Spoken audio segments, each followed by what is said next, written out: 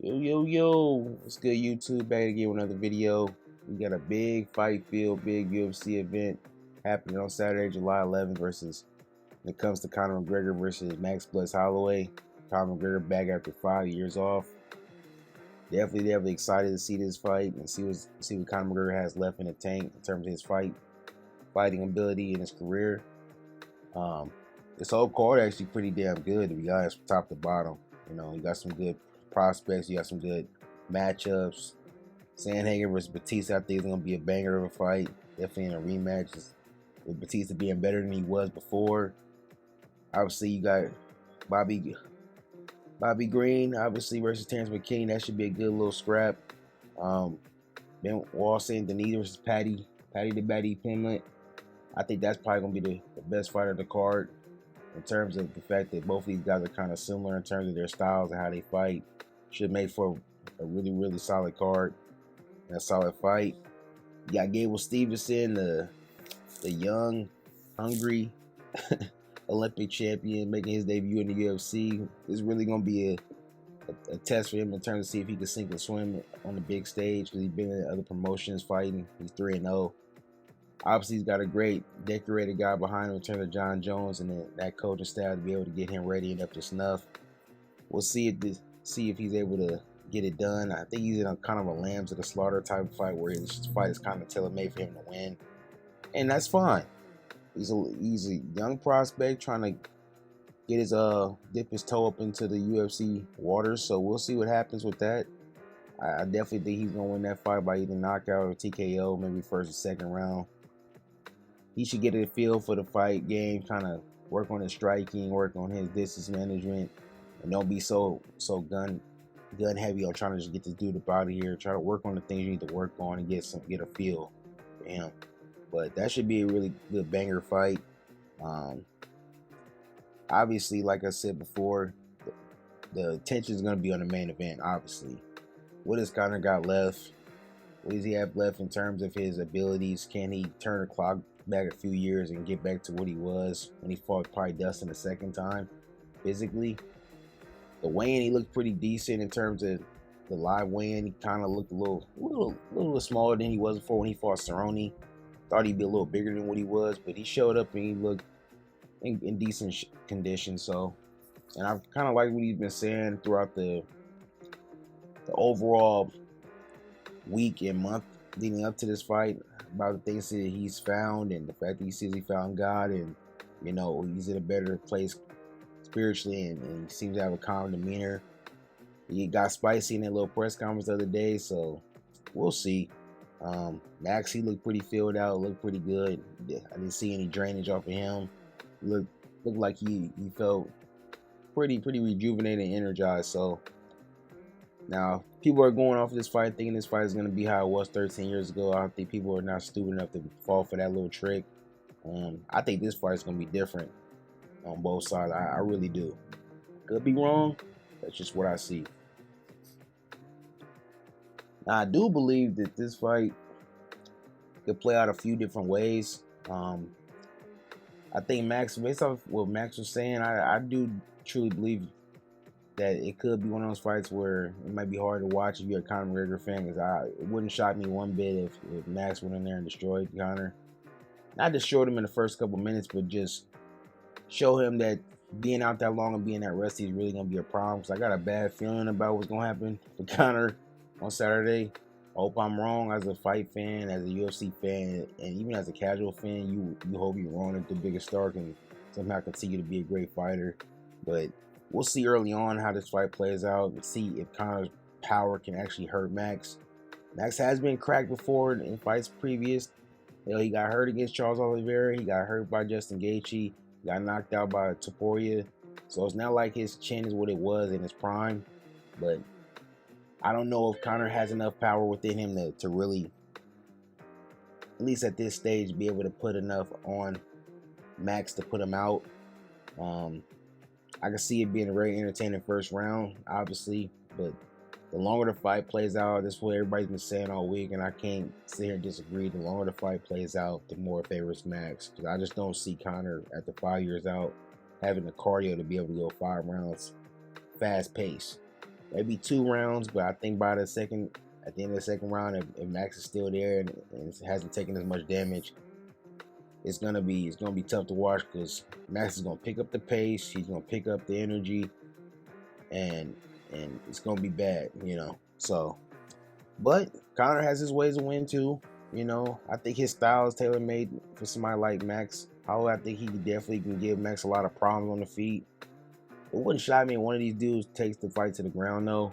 It would be. I don't think it's gonna be shocking if Conor tries to, because Conor did take him down in their previous matchup. But like I said, that was years ago.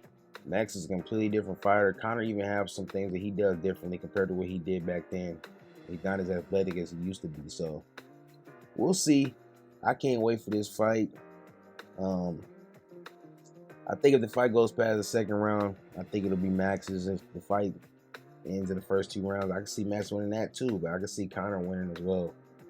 It's gonna be interesting to see what Conor does at the beginning of the fight and how he approaches it. Does he just try to steamroll and walk through Max, or does he try to be tactical and take his time, and take his feel, and actually, try to beat him, point fighting and keeping it close? Because if he tries to go in there and blow his load, I don't think that's the right game plan. But we'll see. Like I said, some other good fights. The Benoit St. Denis fight, I think Patty's gonna be able to get it done. Both of them are kind of sloppy on the feet, but they got great power. But both can be hurt. I think Patty's a little bit younger. He's able to taking less damage in his career, so I think he should be able to get it done. I can see this fight going to the ground a little bit, but I think both of their wrestling and grappling skills will kind of cancel each other out. I think this fight will be more standing than anything. So we'll see. I think I got Patty winning that by decision. I don't think either one of them got the power to stop the other. So we'll see with that. And I think the Sandhagen-Batista fight, I think, is definitely going to be an interesting one. Batista's going to be a lot better than he was the first time that they fought. So we'll see. I think Sandhagen can keep this fight at a distance and pick at him with shots, teep kicks, high kick, leg kicks, and keep moving, using his angles and keeping Batista at bay. I think he'll be able to get the job done, and he got a decision win. And obviously, like I said, I already spoke on Gable Stevenson. I think he'll get the job done within the first or second round of this fight. But we'll see. I can't wait. Obviously, this is a big fight and a very pivotal fight with somebody like Conor. You got to figure it out, man. Having 3 losses in a row, 2 to Dustin and Max, that's not good for his legacy, obviously. I think he's kind of on his last stand. Whatever we see on Saturday night is probably going to be all he's got left. Hopefully that's enough to get the job done, because a win for Conor will definitely open a lot of doors in terms of what he can do in terms of different divisions, whether it's 170 or 155. Obviously, I think seeing that Gaethje's going to be there, a win for Conor, I just... People are talking about 170. Conor was talking about going to 170. I just think those dudes are just way too fucking big. Way too big. And this is all dependent upon if Conor wins. I just think those dudes are way too big for him. Islam's too big. Ian McGarry, he's too big.